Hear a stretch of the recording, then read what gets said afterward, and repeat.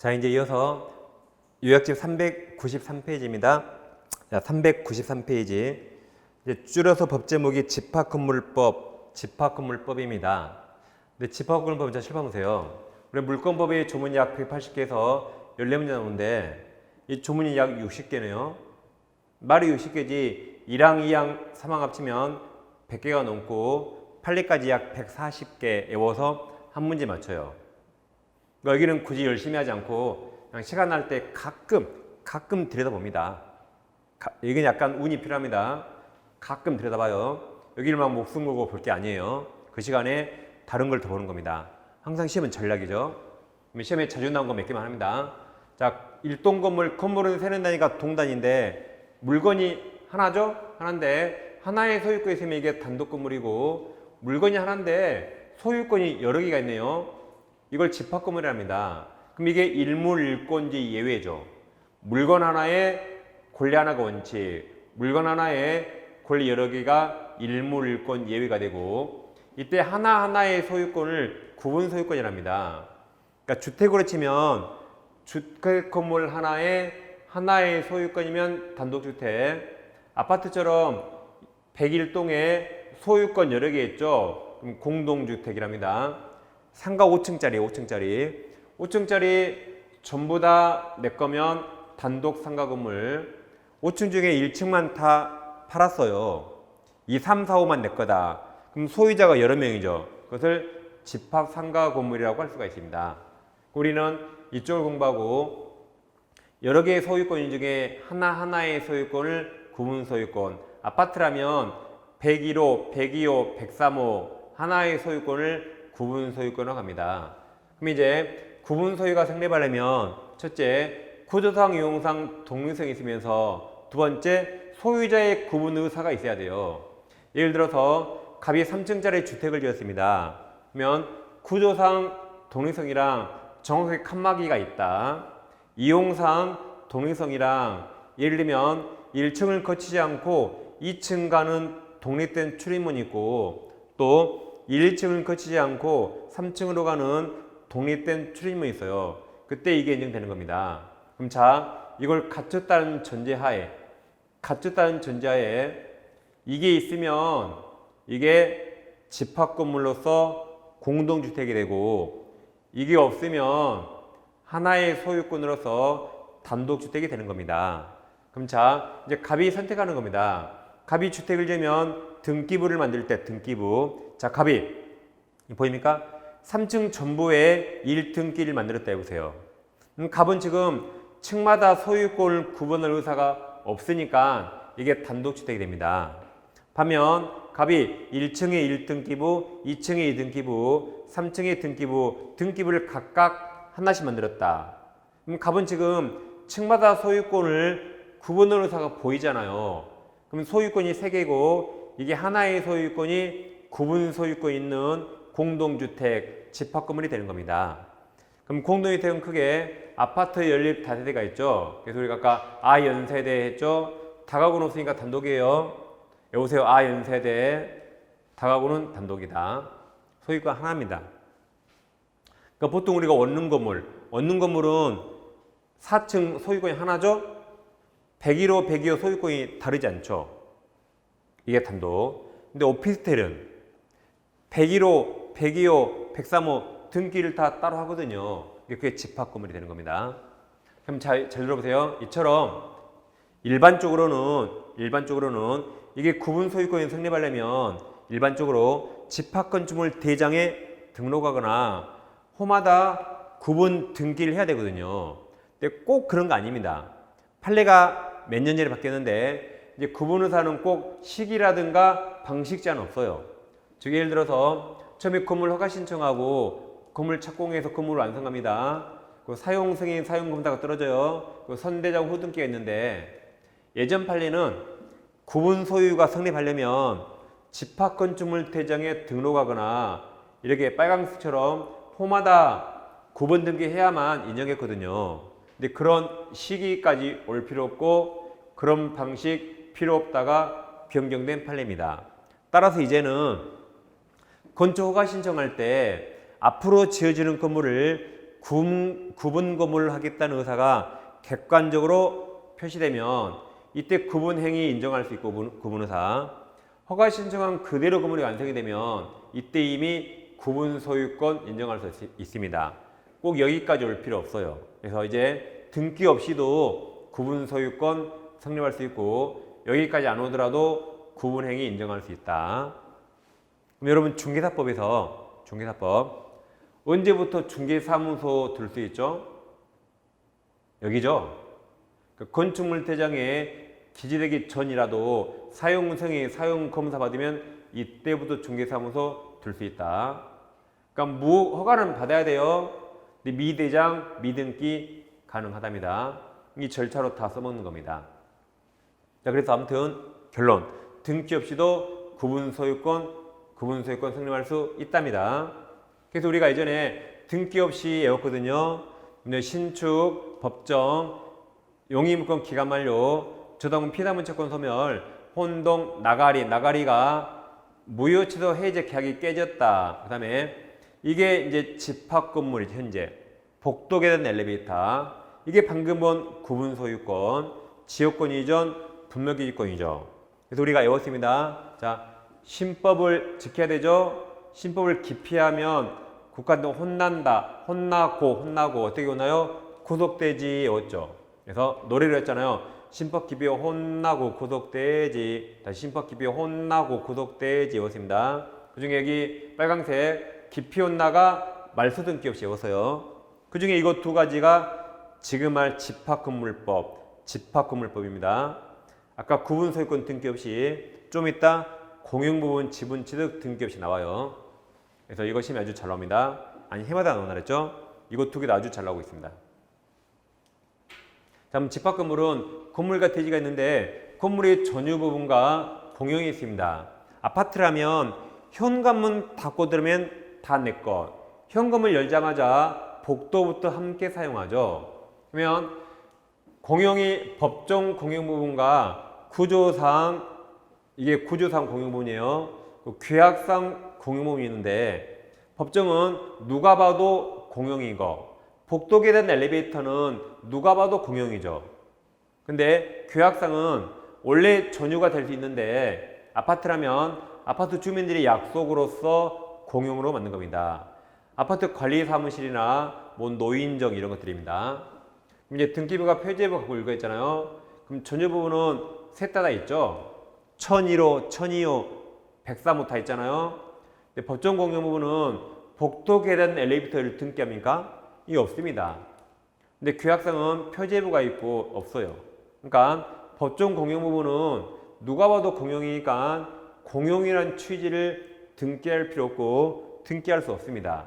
근데 계약상 공용 부분은 공용이라는 취지를 등기해 줘야 돼요. 누가 노인정 팔아먹을지 모르니까 못 판다고 해준 겁니다. 이렇게 건물은 두 개 있고 대지는 그냥 대지일 뿐이고 이런 거 없다. 이건 건물에만 나옵니다. 그럼 이제 공용 부분은 자 복도 계단 엘리베이터 노인정 이런 것들은 원칙적으로 구분사적 전원 공유입니다. 공유. 그럼 공유는 지분이 있는데 지분. 자, 각 공유자 지분은 그가 가진 전유 부분의 가액이 아니라 면적 비율입니다. 면적. 가액이 아니에요. 아파트가 40평이라면 사실 1층하고 20층 가격이 다르잖아요. 그러니까 가액을 산정할 수 없으니까 일률적으로 40평은 다 똑같다. 면적 비율에 따르고. 다만 일부 구분 소유자만이 공용하도록 제공되는 것이 명백한 공용 부분 가로열고 그것을 일부 공용 부분이라 합니다. 이것은 그들 소유자 공유에 속한다. 그러니까 원래는 전원의 공유인데 명백히 일부에만 제공된 게 있다. 그건 전원이 아니라 그들만의 소유로 속한다. 예를 들면 주상복합 아파트 5층까지 상가고 6층부터 30층 아파트예요. 그러면 상가 입주민, 아파트 입주민 다 같이 타는 엘리베이터가 있지만 저쪽 뒤쪽에 상가 못 타요. 아파트 입주민만 타는 엘리베이터가 따로 있어요.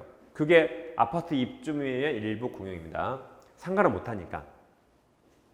그 다음 집합 건물의 공용 부분은 민법 공유처럼 지분이 아니에요. 용도에 따라 사용한다. 그러니까 민법 공유는 지분이 많으면 사용수익 많이 하죠. 민법 공유. 근데 여기는 안 그래요. 집합건물법은 지분 비율이 아니라 용도에 따라 사용합니다. 만약 여기도 지분 비율에 따라 사용한다고 가정하면 아파트 40평 사면 엘리베이터 2번 타면 20평 살면 한 번만 타란 말입니다. 말이 안 되죠. 용도에 따라 사용한다. 노인정에 내 지분이 있죠. 노인정에 내 지분이 있죠. 그래도 우리 집에 노인이 없으면 못 들어가요. 못 사용해요. 그게 용도에 따라입니다. 노인정에 내 지분이 있더라도 우리 집에 노인 없으면 그거 사용 못 하는 거예요. 용도에 따른다. 지분 비율 X. 그 다음 전유 부분과 분리할 수 있는 문제가 되는데 공용 부분과 대리사용권. 먼저 공용 부분 지분은 전유 부분과 절대로 분리 처분 못 합니다. 그러니까 굳이 등기할 필요 없고 아까 신법기피 혼나공 신법기 혼나공 등기 없이 그러니까 601호를 팔면 무조건 따라가야겠죠. 601호만 팔아놓고 엘리베이터 내가 산다? 말이 안 되죠. 이걸 해서 601호를 사면 이것도 무조건 따라오고 601호를 팔면 무조건 따라가야겠죠. 그 등과 등기도 필요 없이. 근데 대지사용권 약간 다른데 대지사용권은 원칙 전유와 분리처분 못한다. 근데 절대가 없죠. 그러니까 예외적으로 오직 규약 또는 공정증서 같은 말로 보면 돼요. 오직 이거로만 전유와 분리처분 가능하다. 규약이 없다면 법원 판결로도 절대 분리 못합니다. 오직 규약으로만 가능하다. 근데 이론상 이렇지. 설마 아파트 이런 규약 있을까요? 아마 없겠죠. 아무튼 이론상 가능하다. 이 차이가 있습니다. 그 다음에 이제 관리 쪽에서 자 아파트를 샀는데 전 입주인이 아파트 관리비 체납했다. 그럼 매수인이 특별승계인이 어디까지 승계하는가? 먼저 전유부분은 매수인이 승계하지 않지만 공용부분만 승계합니다. 이것도 승계 안 하면 엘리베이터 고장나서 다 죽어요. 그러니까 이건 승계하지만 단 연체한 그 사람에게 받아요. 이건 승계하지 않는다. 그래서 오직 공용 부분만 승계한다. 기억하세요. 근데 이제 갑이 아파트 관리비 체납했거든요. 그걸 우리 샀어요. 다시 병이 샀습니다. 현재 정이 구분 소유자다. 그럼 정만 이걸 승계할까요? 그렇지 않습니다. 원래 우리 냈어야 되죠. 병도 냈어야죠. 그러니까 세 명이 같이 중첩적 승계하는 거지. 정만 승계하는 거 아니다. 세 명이 함께 승계합니다. 그 다음에 이제 이거 판례가 바뀌어서 아주 중요합니다. 작년에 바뀌었는데 시험이 안 나왔어요. 공유 부분은 무단점유한다. 1층인데 1층 단면도 1층. 소유자가 총 4명이에요. 1명, 2명, 3명, 4명. 그러니까 집합건물 소유자가 4명이다. 소유권 1층만 4개죠. 여기 복도로비예요. 이쪽에서 갑 소유자가 실내 골프 연습장. 여기는 우리 편의점, 병이 중개사무소, 정이 커피숍. 소유자가 4명인데 갑이 이 복도로비를 여기에 고객들 쉬라고 소파도 갖다 놓고 소파, 퍼팅기도 설치해서 갑이 혼자 무단점유합니다. 혼자. 그럼 옛날 판례는 어차피 복도로비는 어차피 타에게 임대할 수 없으니까 한 명이 무단점유해도 다른 소유자에게 손해가 발생하지 않는다 그랬어요. 근데 작년에 판례가 바뀌었습니다. 어차피 이건 타에게 임대차 할 수 없더라도 갑이 무단 사용하면 을평정 사용 못하죠. 그러니까 이제 다른 구분 소유자에게 손해가 생깁니다. 따라서 임료상당의 부당이득 하라고 판례가 바뀌었습니다. 그래 아직 시험이 안 나왔습니다. 올해 이제 유료관 판례죠. 자 이제 관리단과 관리인 의미를 하시면 되는데 이제 관리단을 대표하는 사람이 관리인입니다. 그럼 관리단은 예를 들면 아파트라면 이런 아파트의 동대표 회의하죠. 입주자 대표 회의 그런 게 관리단입니다. 상가 건물이라면 상가 소유자들이 모여서 회의하죠. 한 달에 한 번 회식하죠. 그런 걸 예를 들면 뭐 상가 번영회 이런 거 하잖아요. 이런 게 관리단입니다. 그러면 이 대표형 관리인은 아파트 관리소장이 아니에요. 여기를 대표하니까 여기 장들이 관리인이에요. 동대표 회의장, 입주자 대표 회의장, 상가번영 회의장, 여기 장들을 대표하는 관리인입니다. 아파트 관리소장이 아니에요. 그럼 실제로는 이자들이 관리합니까? 실제로는 누가 관리하죠? 위탁관리 회사가 있어서, 그러니까 여러 개 맡기는 거죠. 여러 개 맡기는 거예요. 그래서 위탁관리 계약을 체결해서 실제로는 이자들이 관리하고, 이게 보통 법인이죠. 법인 직원이 아파트 관리 소장, 실제로는 얘들이 관리하는 거죠. 그러니까 보통 뉴스에서 관리인 이 회장들과 여기 법인 대표가 관리비를 횡령해서 이 사람들 깜빵에서 만나잖아. 그죠? 소장은 묵묵히 일하고 있죠. 소장은 관리인이 아니다. 그러면 이제 관리단은 구분소유자 전원을 대상으로 특별한 조직이 필요 없이 당연히 성립하는 비법인 사단, 권리 능력 없는 사단입니다. 그러니까 아파트를 막 새로 지어서 아직 이런 거 한 번도 안 했더라도 머릿속에 당연히 성립하는 겁니다. 그러니까 아파트 주민들끼리 등기한 적 없죠. 그러니까 비법인 사단이고, 그 다음 관리인은 구분 소유자일 필요가 없습니다. 보통은 소유자 중에 한 명이 되겠지만 꼭 그럴 필요 없어요. 임차인도 가능하다. 심지어 그 아파트에 안 살아도 돼요. 싸움만 잘하면 누구나 될 수 있다, 법적으로. 보통은 이자 중에 한 명이 되겠지만 법적으로 꼭 그럴 필요 없단 말입니다. 그리고 관리인은 반드시 선임할 의무가 없고 구분소유자 10인 이상일 때만 선임 의무가 있습니다. 그러니까 연립주택이 딱 8세대다. 그럼 선임할 필요 없어요. 10인 이상일 때만 선임 의무가 있습니다. 이제 분양자, 시공자 담보 책임인데 뭐 건물을 지으면 하자가 있을 수밖에 없겠죠. 그래서 분양자, 시공자는 건물 하자의 담보 책임지는데 담보 책임지는 기산점을 가끔 시험에 물어보거든요. 이건 눈만 크게 뜨면 잘 보세요. 전유 부분은 유 인도한 날, 공용은 000이에요. 유유 000 기산점 단순한 게니까 유유 000 이걸 빼먹어도 인도한 날은 누구한테 인도해요? 유한테. 그러니까 이 말 안 나와도 인도한 날이 당연히 유한테 유유 000 하면 되겠습니다.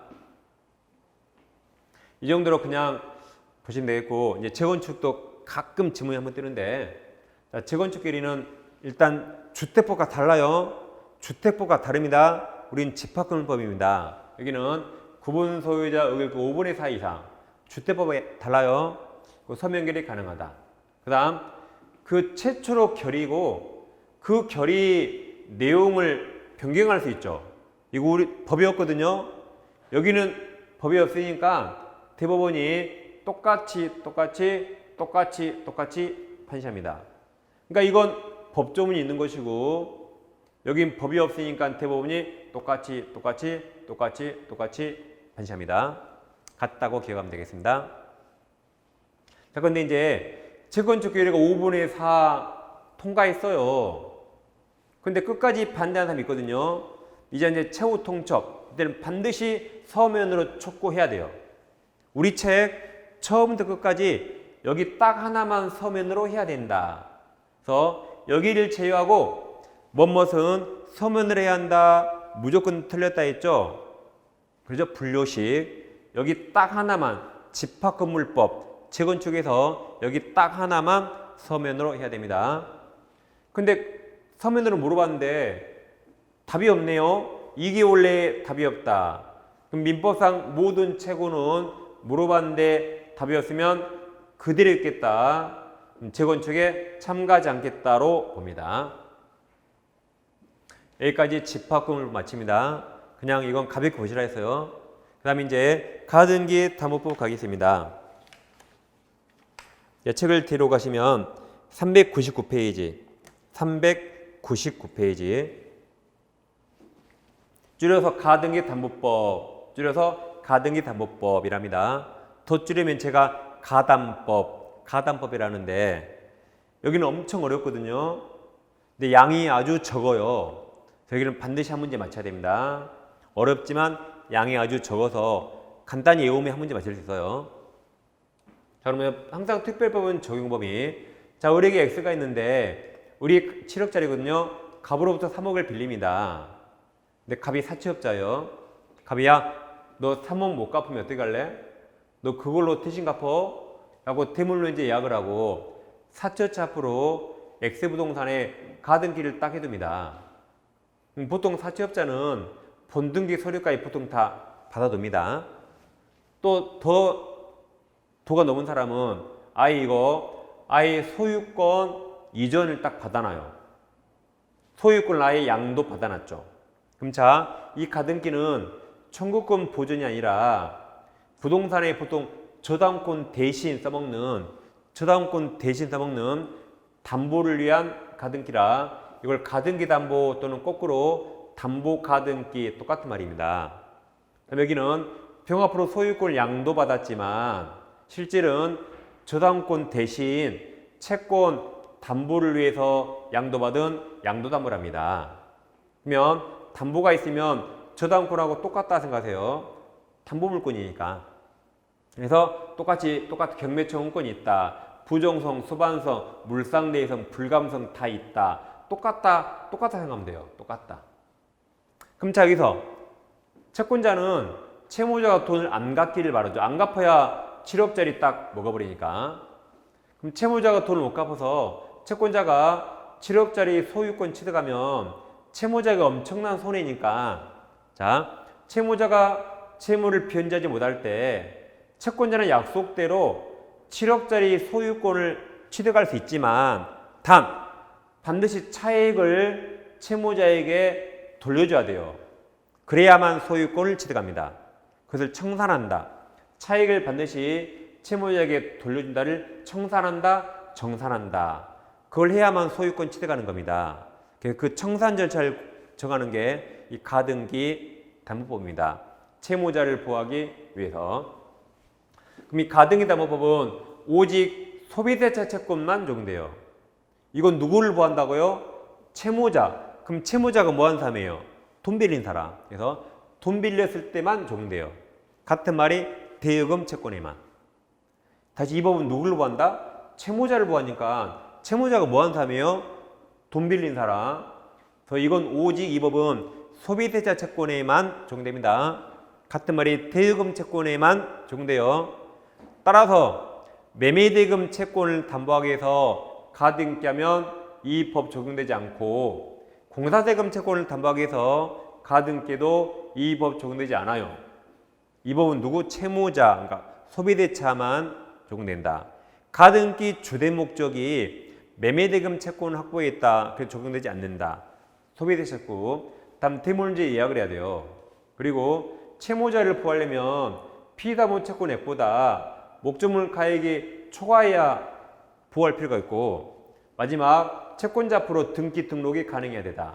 이 빨강색 네 가지를 가셨을 때 한해서 이 법이 적용됩니다. 그리고 이 법의 주요 골자는 뭐라고요? 채무자가 돈 못 갚았을 때 채권 7억짜리 소유권 취득하죠? 차익을 채무자에게 청산하라는 말입니다. 그래야 소유권 취득한다. 이 법의 주요 골자예요. 그럼 먼저 적용법이 맞습니다. 두 번째 가등기 담보, 그러면 이제 양도담보를 포함합니다. 다시 아까 여기서 그냥 가등기 담보하면 양도담보 다 포함해 일반적으로. 그래서 이제 돈을 못 받으면 가등기 담보나 양도담보를 실행하는데 그 전에 이 성질을 먼저 보면 성질. 이제 시험이 실행이 나오는데 성질을 잠깐 보는 거예요. 이제 양도담보는 똑같다. 자, 아까 했죠? 가등기 담보권은 저당권 똑같다. 두 번째, 가등기가 담보 가등기인지 아니면 청구권 보증 가등기인지는 등기 후 표시를 보고 알 수 없죠. 거래 실질이라든가 당사자 의사해석 실질적으로 따진 거지 표시를 보고 알 수 없는 겁니다.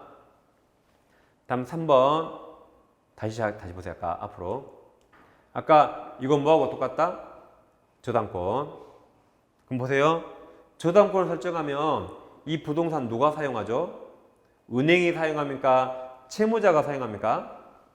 채무자가 사용하죠. 이것도 마찬가지. 가등기 담보나 양도 담보나 저당권이나 누가 사용해요? 채무자가 사용합니다. 설정자가 사용해요. 저당권자나 담보권자가 사용하는 건 아니다. 특이하게 없는 한 누가 사용한다? 설정자, 채무자가 사용합니다. 특이하게 없는 한 설정자, 빚쟁이가 사용한다. 똑같아요, 다. 다시 그래서 자, 3번. 일반적으로 이게 담보 가등기가 가등기 담보, 담보 목적으로 가등기를 경로한 경우 담보 물건에 대한 사용 소유권은 누구한테? 채무자, 설정자인 채무자, 소유자에게 있다 할 것이다. 근데 청산금을 지급할 필요 없이 청산 절차가 종료됐다. 그럼 채권자 할 일 다 했죠. 그때부터는 이제 사용 소유권이 채권자에게 온다. 근데 그 전에는 누구한테? 일반적으로 채무자, 설정자에게 있다는 말입니다. 저당권하고 똑같다. 그래서 이제 이 중요한 판례가 있는데, 자, 목적물 원칙 누가 사용한다고요? 양도담보라면 채무자예요. 그래서 양도담보권자는 사용 수익할 수 있는 정당한 권한인 채무자나 또는 그 채무자로부터 사용 수익할 권한을 승계한 자, 임차인, 채무자에게 임차한 자, 이들이 사용 수익하니까 이들에게 사용 수익하지 못한 걸 이유로 인효상당의 손해배상이나 부당이득 청구할 수 없다. 왜 그래요? 담보권자가 사용한 거 아니니까 청구할 수 없고 이자들이 사용하잖아요. 그러니까 이자들한테 청구할 수 없다는 겁니다. 근데 이제 청산이 끝났다. 그때부터 담보권자가 사용하는 거죠. 그 전에는 채무자, 소유자, 빚쟁이가 또는 빚쟁이에게 임차한 자들이 사용한다. 이제 가등기 담보 실행이 있는데, 자, 채무자가 돈을 안 갚아요. 그러면 공적 실행과 사적 실행인데 공적인 힘을 빌리는 게 경매입니다. 이게 경매로 제3자에게 처분하는 거죠. 그래서 공적 실행으로 처분 청산 가능한데, 그 다음 청산이나 정산 똑같아요. 정산, 청산 똑같다. 사적으로는 처분 청산 허용하지 않습니다. 개인적으로 제3자에게 처분하면 법률가격이 너무 복잡해서 허용하지 않고 기속 청산만 허용한다. 아까 기속이 뭐라고요? 부동산을 소유자에게 부동산을 채권자에게 소유권을 기속시키고 나머지를 돌려준 겁니다. 그래서 시험 이게 나와요. 이게 경매를 굳이 여기서 시행되지 않습니다. 별로. 보통 뭘 낸다? 기속청산. 그래서 지금부터 이게 이제 시험에 나오는 겁니다. 그래서 이제 기속청산합니다. 자, 채무자 을소유 7억짜리가 있는데 이 부동산 첫 번째 저당권자 A가 있고 두 번째 인제 가등기 담보권자나 양도담보권자가 있다. 채권은 3억이고 다음 선순위도 있고 밑에 후순위도 B도 있다 해보세요. 그럼 지금부터 주어가 갑이에요. 자, 채무자 을이 담보권자 갑에게 돈을 못 갚아요. 그럼 갑이 이제 기속청산을 실행하는 겁니다. 그래서 변제기 때 을이 돈을 못 갚아요. 그럼 갑은 야, 돈 갚어. 안 갚으면 부동산 뺏어올 거야 라고 갑은 실행 통지합니다. 그때 무엇을 하는가?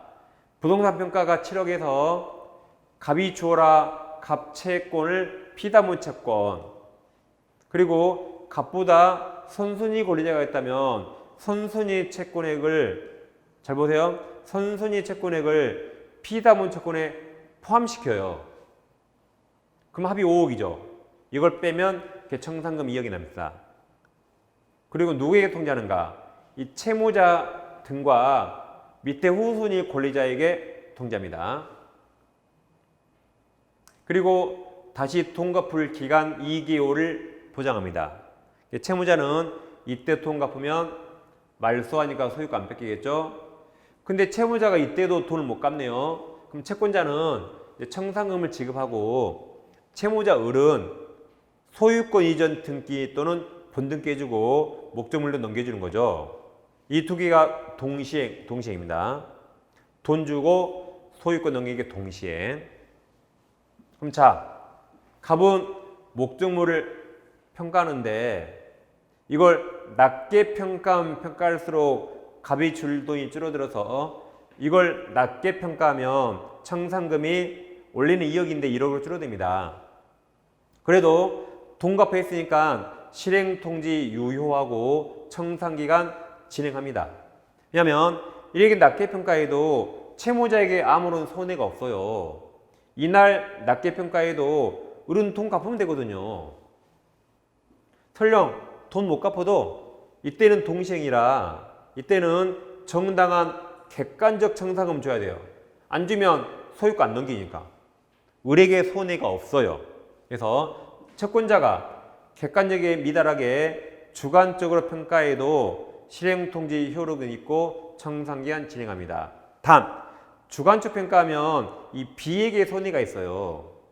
자, 청산금이 있으면 을과 B 누가 먼저 받아야 돼요? B도 을에 대한 채권자니까 청산금을 B가 먼저 받고 남은 걸 을이 받는 겁니다. 그러면 B는 지금 2억 받을 걸로 기대하고 있는데 1억밖에 생겼네? 그러니까 B에게 손해가 있죠. 그럼 여기서 엄청난 특징인데 후순위 권리자는 아직 자기 채권 변제기 도래 전이라도 청산기간 내에 한해서 경매 청구할 수 있어요. 다시 후순위 권리자는 저당권자는 아직 자기 채권 변제기 전이라도 청산기간 내에 한해서 경매 청구할 수 있습니다. 그러면 기속 청산이 딱 중단되고 전부 다 경매 피해당에 참가해야 됩니다. 이제 반대로 갑이 잠깐 정신 나가서요. 7억짜리를 세상에 8억으로 높이 평가했네. 그럼 청산금이 커지죠. 그럼 갑은 여기 구속된다. 구속된다 말이 책임져야 된다. 제가 잠깐 정신이 나갔어요 라고 다툴 수 없다. 3억 줘야 돼요. 그래서 이 두 개를 잘 비교하세요. 아무튼 B는 돈 갚으면 되는데 아니 저는 을은 돈 갚으면 되는데 채무자 을이 이때까지 돈을 못 갚았네요. 못 갚았더라도 채무자는 정당한 청산금 받기 전까지 다시 청산기간 후 채무자는 정당한 청산금 받기 전까지 이때 채무자는 아무 때나 채무를 변제하고 가등기, 양도담보, 말소청구할 수 있습니다. 이처럼 이 법은 채무자를 위한 법이에요. 단 여기도 예외가 있는데 변제기 후 10년이 경과했대요. 그럼 헤이드에도 너무했죠. 또는 여기 선의 3자 보호가 있습니다. 이때는 채무자가 채무를 변제해도 말소 청구할 수 없다는 예외가 있습니다. 그럼 선의 3자 보호가 있는데 이거 시험에 잘 나와요. 자 보세요. 만약에 갑은 뭘 해야 소유권 취득하죠? 갑은 청산을 해야만 소유권 취득해요. 청산하지 않으면 절대 소유권 취득 못합니다. 근데 갑 앞으로 소유권 이전 등기가 있잖아요. 그래도 청산해야만 소유자입니다. 청산도 안 하고 소유자인 양 병에게 팔아버리면 그때 병이 선의 3자가 소유권 취득해버립니다. 그때 을이 돈 갚아도 병이 소유자라 말소 청구할 수 없다는 게 있습니다. 그래서 이 선의 3자 보고 시험에 잘 나와요. 그래서 자 보세요. 그래서 시험은 여기서 한 문제 나오고 여기서 지금 내용은 좀 어려웠지만 여기서 한 문제 나옵니다. 그래서 여기는 반드시 맞춰야 된다. 이 정도는 할 수 있죠? 꼭 해야 됩니다. 몇 가지 추가하는데 이제 자 이거 두 개 동시행이죠? 이건 채무자 을이 돈을 갚았어요? 못 갚았어요? 못 갚으니까 소유권 뺏기고 목적물 뺏긴 거죠. 그때는 동시행입니다. 동시행. 다시 잠깐 내용 좀 잠깐 살펴볼게요. 잠깐 지금 다 한 건데 잠깐 죄송합니다. 청산금은 목적물 가액에서 잘 보세요. 선소유자 채권액을 피의자분 채권액에 포함시켜요. 그래서 이 전부를 다 제외한 거라 그랬고 청산금이 없어도 줄 돈 없다고 알려줘야 되고 이것 두 개 비교하세요. 주관적으로 평가한 청산금이 객관적 미달에도 통지력이 있다랬고 아까 정신 나가가지고 높게 평가하면 거기에 구속되고 다툴 수 없다. 그 다음 청산, 정산 똑같아요. 청산 절차를 거치지 않고 가등기 법권자가 등기라면 그 등기 무효예요. 소유권 취득할 수 없다. 다만 나중이라도 청산, 정산을 마치면 그때는 소유권 취득할 수 있다. 그럼 아까 이제 돈 못 갚았을 때 돈 못 갚았을 때 채무자는 소유권 뺏기니까 넘겨주는 거죠. 물건 뺏기는 거죠. 그 채무와 채권자의 청산권 지급 이게 서로 동시행이었는데 그랬죠? 돈 못 갚았을 때. 근데 보세요. 이제 돈 갚아요. 채무자가 채무를 변제합니다. 그럼 채권자는 가등기 담보나 소유권 이전 등기가 양도담보 말소하는데 이건 동시행 아니에요. 지난번에 했죠. 동시행에서. 돈 갚는 건 핸드폰 송금 1초 딱 버튼 누르면 돈 갚죠. 이거 말소는 며칠 걸리죠. 그러니까 이게 선의행, 이게 후행이고 동시행 아니다 그랬어요. 다시 아까 채무자가 돈을 못 갚았을 때 부동산도 뺏기고 물건도 뺏기죠. 그때 청산권이 동시행이고 채무자가 돈을 이제 갚아요. 그럼 이건 1초 만에 끝나고 채권자가 등기 말소 며칠 걸리니까 이게 선의행, 이게 후행, 동시행 아니다. 법관례 시험이 아주 잘 나오고 있습니다. 그 다음에 이제 채무자가 이행을 지체했다. 채무자가 돈을 안 갚아요. 그럼 양도담보권자는 채권자는 목적물을 인도 청구할 수 있는데 이때 법적 근거가 문제가 됩니다. 다시 채무자가 돈을 안 갚아요. 또는 그 이행 지체한 채무자로부터 물건을 인도받았다. 미자들에게 물건 돌려달라고 인도 청구할 수 있는데 그때 법적 근거가 소유권이 아닙니다. 청산해야만 소유자죠. 청산했다 말 없죠? 그러니까 소유권이 아니라 이행 지체하니까 담보권 실행으로서 인도 청구할 수 있다. 그러니까 인도 청구할 수 있어요. 근데 법적 근거가 소유권이 아니라 담보권 실행이란 말입니다. 그 다음에 후순위 권리 아까 다 했는데 아까 채무자에게 실형통지하고 후순위 권리자에게도 실형통지하라 그랬죠? 그럼 후순위 권리자는 아까 청산기간 내에 한해서 아직 자기 채권 변제기 도래 전에도 경매할 수 있고 그때는 귀속 청산은 중단되고 경매에 참가를 했습니다. 아까 했습니다. 그 다음 이제 경매, 이제 귀속 청산 끝났다. 이제 경매에서 가등기 담보는 저당권과 똑같다. 그럼 저당권은 경매에서 무조건 소멸하죠. 그러면 담보가등기도 경매에서 저당권 똑같이 무조건 경매로 소멸하는 똑같다. 이렇게 하면 되겠습니다.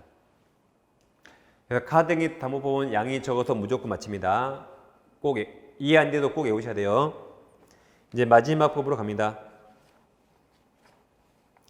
이제 405페이지 오세요. 405페이지. 이제 마지막 법. 법 이름을 보세요. 법 이름은 부동산은 진짜 권리자 명의로 등기하란 말이죠. 그러니까 탈세나 탈법을 목적으로 타인 명의로 등기하지 말란 겁니다. 이걸 줄여서 부동산 실명법, 줄여서 부동산 실명법, 더 줄이면 제가 부실법 그래요. 근데 일반적으로 부동산 실명법이랍니다. 그럼 이제 부동산법은 갑이 재산이 너무 많아서 세금이 많이 나오니까 친척을에게 명의를 신탁하기로 약정하고 을 앞으로 등기를 빼돌립니다. 재산이 없는 것처럼 빼돌린 거죠. 그럼 갑이 맡긴 신탁자, 을이 부탁을 받아서 수탁자랍니다. 그럼 얘들이 한 행동, 얘들이 한 명의신탁 약정과 그에 따라 이뤄진 물권 변동이 유효인가 무효인가 그에 관해서 부동산 실명법에서 4조가 다음과 지키랍니다. 4조에서 1항 명의사 약정 무효, 그러니까 무효. 약정에 따른 등기에 의한 물권 변동 무효. 이것도 무효. 다음 무효라고 규정합니다. 그 형사처벌돼요. 다음 3항이 엄청 특이한데 3항. 1항, 2항 무효는 제3자 앞에 선의가 없죠. 악의도 포함해서 제3자에게 대항하지 못한다. 제3자가 보호되는데 악의 3자도 보호됩니다. 엄청난 특징이죠. 비통착사강은 선의 3자만 보호되는데 여기는 악의도 보호됩니다. 엄청난 특징입니다. 이거. 그래서 다시 원칙 약정 무효, 등기 무효. 제3자가 나오면 악의도 유효. 그래서 자 정리합니다. 약정, 등기 다 원칙 무효인데 그 무효 가지고 제3자 대항할 수 없는데 악의 3자에게도 대항할 수 없다. 악의도 보호된다. 근데 예외가 있는데 예외. 종중이 종원에게 명의를 맡기거나 법률상 배우자예요. 사실혼 X, 혼인신고한 법률상 배우자. 그 조계전체가 사나 조직이 맡긴 경우 이때는 언제나 유효가 아니에요. 탈법이나 탈세 목적이나 강제집행 면탈 등 목적이 없을 때, 즉 불법 탈법 목적이 없을 때 그때만 유효고 처벌되지 않습니다. 그러니까 명의신탁은 이런 말 안 나오면 원칙타 무효로 가면 되는 겁니다. 그래서 갑과 을이 명의타 약정하고 등기를 넘기면 원칙 무효입니다. 왜 무효예요? 원칙 무효니까. 더 정확히 말하면 둘 간에 종중 배우자 이런 말 안 나왔죠? 안 나오면 원칙으로 가서 다 무효가 되는 겁니다. 그럼 을 소유자 아니죠? 갑이 소유자죠? 그럼 을은 갑에게 등기를 넘겨야 되는데 을 앞으로 등기가 있으니까 을이 갑을 배신하고 병에게 팔아버립니다.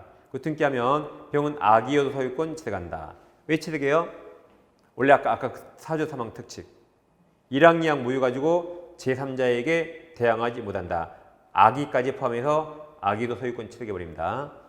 그러니까 원래 앞사람 무효 0이면 노도 0이 돼야 되는데 하필 무효가 부동산 실명법 무효라면 그 무효 가지고 제3자에게 대항하지 못한다. 이 엄청난 특칙 때문에 0이 뭐로 바뀐다? 0이 특칙 때문에 100으로 바뀐다. 단 그러더라도 병이 만약에 여기에 적극가담했다. 그때 민법 103조 무효입니다. 적극가담하지 않는 한 악의여도 유효.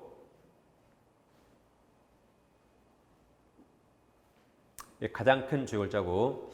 자 그럼 이제 명의탁은 2자간과 3자간 나눕니다. 2자간과 3자간. 먼저 2자간은 자 원칙 무효인 경우입니다. 다시 갑부동산을 을에게 명의를 신탁하기로 약정하고 을 앞으로 등기를 넘기면 갑과 을 간의 종중 배우자 그런 말 없으면 원칙 무효가 됩니다. 그럼 잘 보세요. 그럼 자 누가 소유자입니까? 이건 무효니까 갑이 소유자죠. 여긴 신탁자만 소유자. 그럼 우리 등기를 넘겨야겠죠. 우리 등기도 안 넘기고 말을 안 들어요. 갑의 말을 안 듣고 등기 안 넘겨줍니다. 그럼 갑은 등기를 뺏어가겠죠? 이때 갑이 명의신탁 약정을 해지를 근거로 을에게 등기 말소 청구할 수 있을까요? 못합니다. 지난주에 해지는 유효만 가능하죠. 이건 무효라 해지를 못하는 겁니다. 그럼 어떻게 해야 돼요? 갑이 물권자니까 물권 요청권 중에 방해 제거 청구로서 등기 말소 청구해야 되고 또는 등기 말소 청구 똑같은 게 진정 명의 회복을 원인으로 이전 등기 청구해야 되고 해지는 못합니다. 근데 을이 갑에게 등기 넘기기 전에 갑을 배신하고 병에게 팔고 등기하면 병은 악의여도 소유권 취득합니다. 왜 취득해요? 아까 그 특칙 1항 2항 무효 가지고 제3자에게 대항하지 못한다. 이 특칙 때문에 병은 악의여도 소유권 취득합니다. 그러니까 앞사람이 0이 아까 이렇게 100 된다 그랬죠. 이 특칙 때문에. 단 병이 적극가담하면 그때는 103조 무효라 했어요. 그렇지 않는 한 악이라도 유효가 됩니다. 이렇게. 이처럼 자 무효일 때는 둘 중에는 둘만 있으면 갑만 소유자 갑만. 이거 해지하지 못한다 했어요. 이제 예외적 유효. 이거 하나 이거 하나 할게요. 이 판례 하나. 이제 작년에 시험에 나왔는데 갑과 을이 약정하고 등기 넘기면 갑을 간에 종중 배우자 없으니까 원칙타 무효가 됩니다. 그럼 잘 보세요. 그럼 이 무효는 민법 103조 무효입니까? 반사회적 법률행위 무효입니까? 아니죠. 이건 부동산 실명법 위반 무효고 민법 103조 무효 아닙니다. 그래서 우리가 옛날에 외웠잖아요. 또 여기서 써먹는 또 자 반사회적이 아닌 걸 우리가 강강호 신조 외웠죠. 기억나세요? 강강호 신조? 설마 이걸 모르지 않겠죠? 이 명의신탁은 자 이건 부동산 실명법 위반 무효입니다. 103조문이 아니에요. 다시 이건 부동산 실명법 아까 4조 때문에 무효고 103조문이 아닙니다. 그러니까 불법의 증거배가 아니에요. 불법의 증거배가 아니라 가분을에게 부당이득 반환 청구할 수 있다. 여기서 반환 청구란 결국 무효등기 말소 청구하는 겁니다. 같은 게 아까 진정명의 회복을 논인으로 등기 청구할 수 있다. 할 수 있다. 103조문이 아니니까.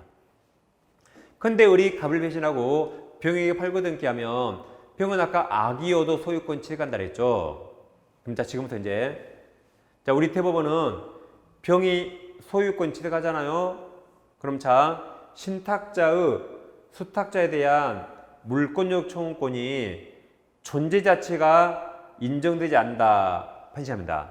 즉 영구의 소멸을 버리고 병이 소유권 취득하면 신탁자의 수탁자에 대한 물권적 청구권이 존재 자체가 인정되지 않는다고 판시합니다. 영구의 소멸해버렸다. 영구의 소멸했죠.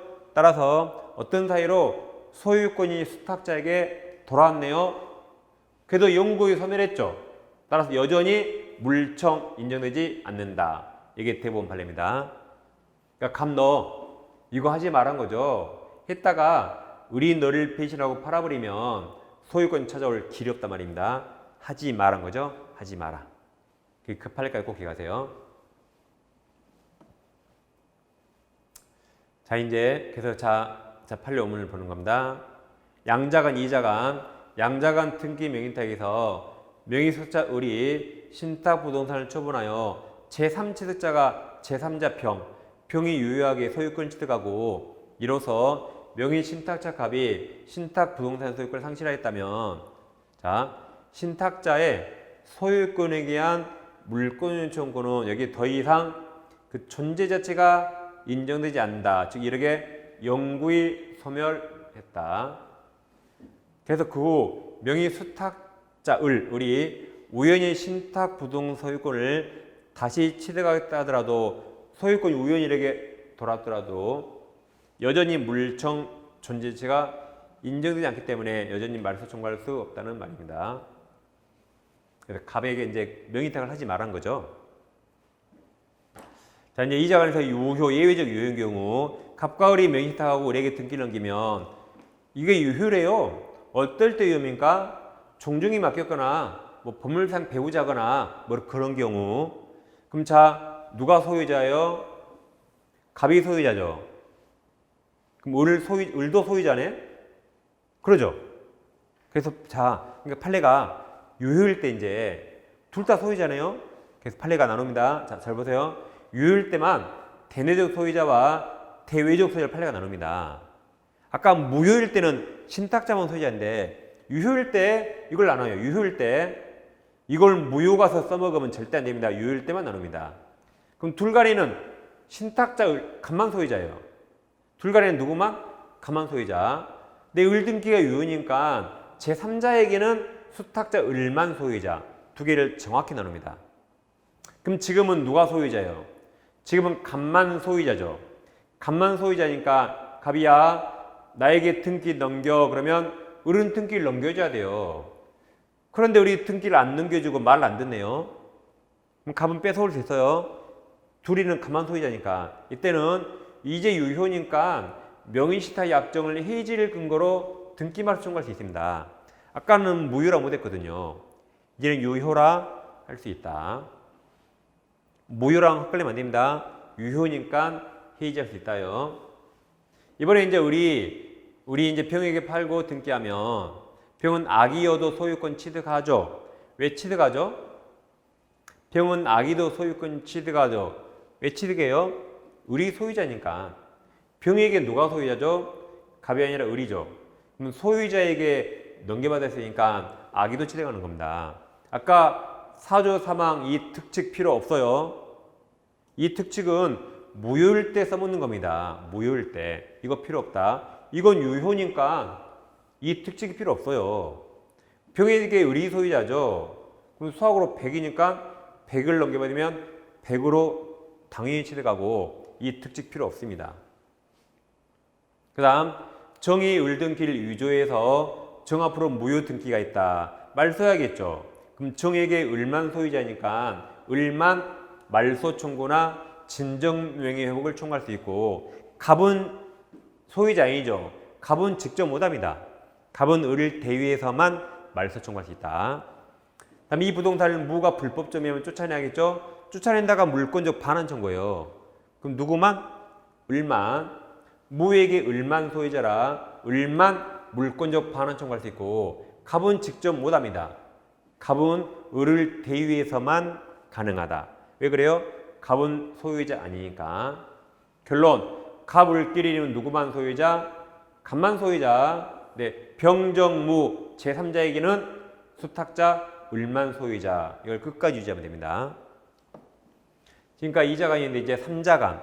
이제 3자간은 자, 여기처럼 등기 명의 신탁과 계약 명의 신탁 나눕니다. 이제 요약집 408페이지 오세요. 요약집 408페이지. 자, 파랑새와 3자간 명의탁에서 이제 양가로 1번이 계약 명의신탁과 중간 생략형 명의신탁, 이게 중간 생략형이에요. 그걸 판례가 3자간 등기 명의탁으로 합니다. 그리고 이제 제일 밑에 양가로 2번 계약 명의신탁, 이거 두 개 달라요.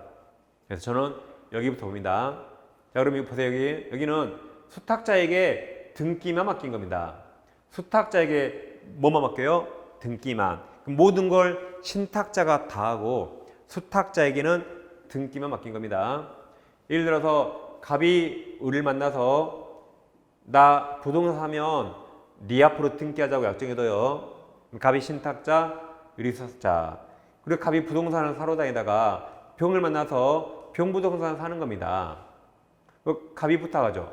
돈채가 다 드리면 등기만 을 앞으로 해주세요.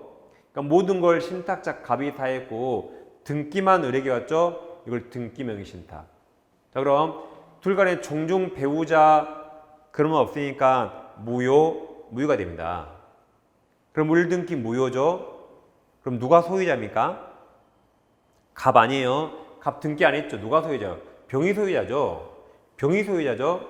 그러면 무효 등기 말소 청구는 물권자 청구권이라 법적으로 물권자 병이 말소 청구할 수 있어요. 다시, 이건 누가 말소 청구? 법적으로 물권자 병이 말소 청구해야 됩니다.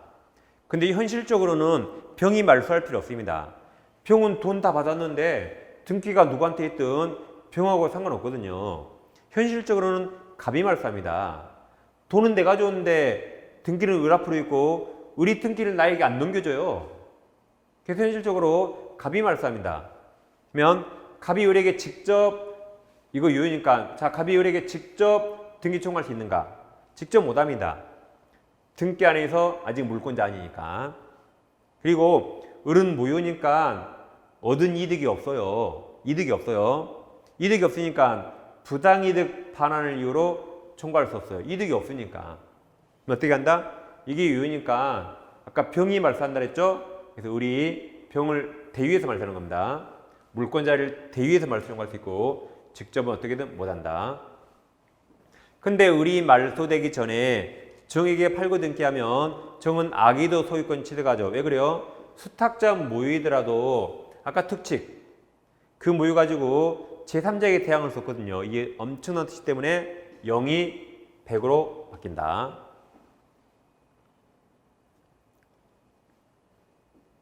이제 계약명의 시작합니다. 자, 여기는 수탁자에게 등기만 맡기고 뭐든지 신탁자가 다 있죠. 계약명의 신탁은 수탁자에게 계약까지 모든 걸 다 위임 다 맡깁니다. 그래서 병부동산이 있는데 갑이 사고 싶어요. 지금 미국에서 코로나 때문에 못 들어와요. 못 들어오니까 친척 을에게 약정하고 돈까지 다 송금해 줍니다. 송금. 그러면 신탁자, 수탁자에게 돈까지 다 송금해 줘요. 그러니까 을이 돈 받아서 매매를 의뢰합니다. 돈도 을이 줘요. 그러니까 등기도 을에게 옵니다. 그러면 둘 간의 종중 배우자 아니니까 이거 하지 말아야지 됐죠? 이건 무효인데. 근데 보세요. 자, 매도인 병은 갑과 을 간의 명의신탁 사실을 알까요? 보통 모르겠죠. 왜 모르죠? 자, 아까 매매도 을, 돈도 을, 등기도 을. 그러니까 병은 이 관계를 모를 겁니다. 뭐든지 을과 모든 걸 다 했으니까. 그러니까 병이 이걸 모른다는 선이란 전제하에 이 매도인 병을 보호하기 위해서 병이 한 행동이 유효입니다. 이건 병이 한 거 아니지. 이건 뭐예요?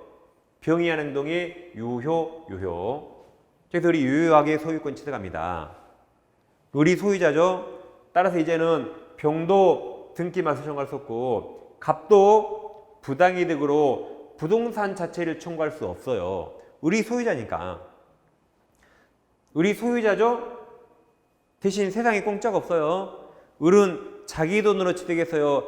갑돈으로 취득했어요. 갑돈으로. 그러니까 갑은 이 돈을 부당이득 반환 청구할 수 있어요.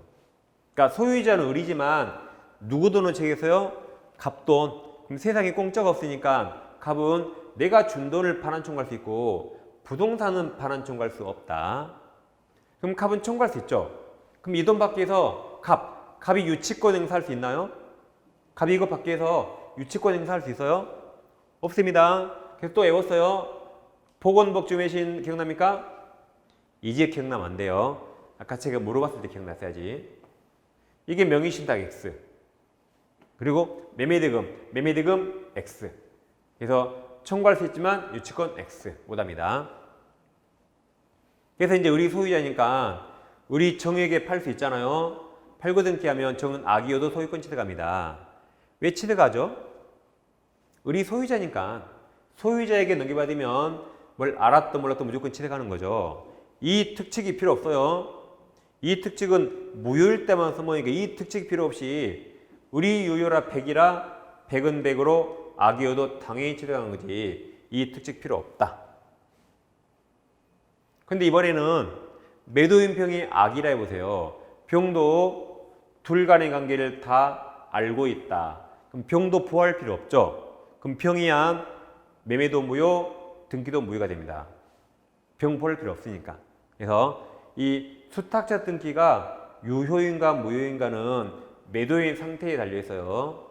근데 약정은 무조건 무효예요. 약정은 무조건 무효입니다. 종종 배우자 아니니까. 근데 우리 등기는 병이 몰랐다면 유효, 병이 알았다면 무효가 되는 거죠. 자, 그럼 병이 악이어서 수탁자가 무효인데 무효인 게 정에게 팔았나요? 그래도 그때는 이 특칙에 의해서 0이 유효가 됩니다. 다시 을이 무효인데 정에게 팔잖아요. 그때는 무효니까 이 특칙에 따라서 정이 0에서 100으로 특칙으로 소유권 취득한다. 아무튼 정은 다 소유권 취득하네요. 다 취득한다. 이게 계약명의신탁.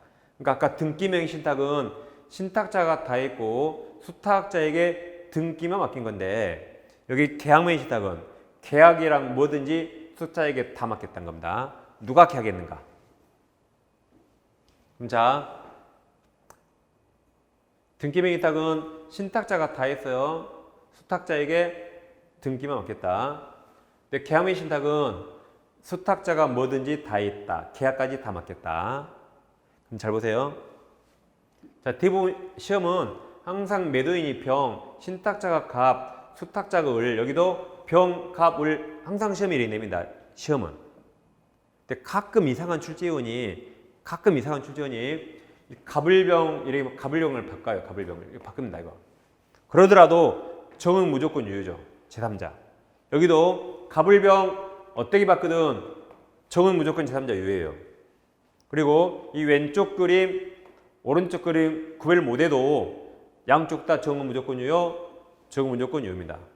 그러니까 이 3자간이 나오고 다음 중 틀린 거 같잖아요. 그럼 꼭 4번, 5번에 정이 선인 경우에 하나요, 소유권 취득한다. 틀리죠. 악이어도 다 취득한다.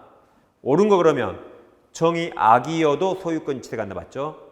시험은 더 간단합니다. 그럼 자, 마지막. 자, 그럼 명의신탁을 통해서 경매를 받아요. 다시 명의신탁을 통해서 경매를 받는다.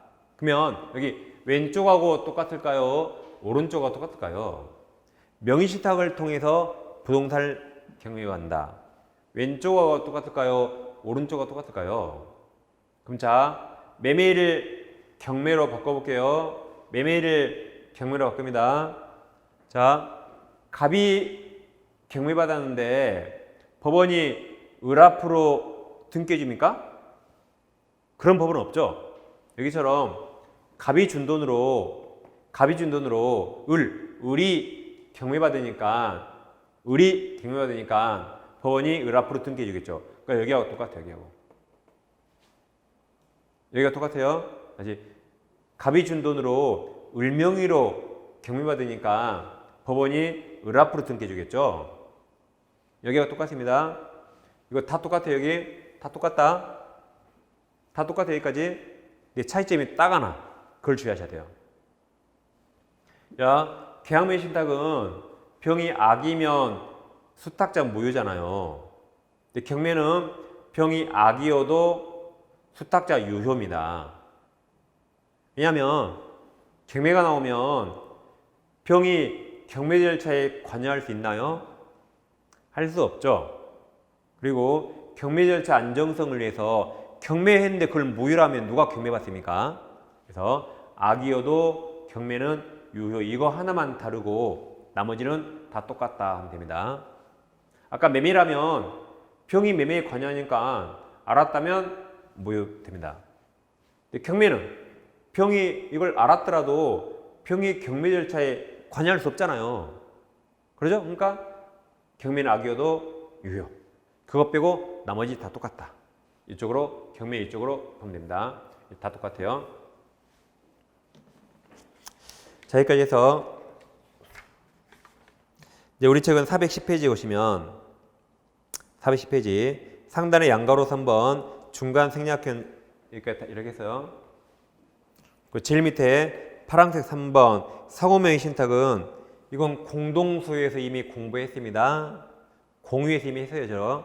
그래서 오른쪽까지 보시면 되겠습니다. 이렇게 해서 이제 8주 동안 이 요약집 마치겠습니다. 8주 동안. 그리고 다음 주는 일주 휴강합니다. 말씀드렸죠? 그때 다른 공부하시거나 아니면 하루 푹 쉬는 것도 중요한 공부가 될 수가 있습니다. 근데 과음만 하지 마세요. 과음. 그 다음을 지향했죠. 그리고 이제 7월 첫째 주 문제풀이 들어가는데 자, 문제집은 제가 풀어보실 문제를 약 40개 정해드릴 거예요.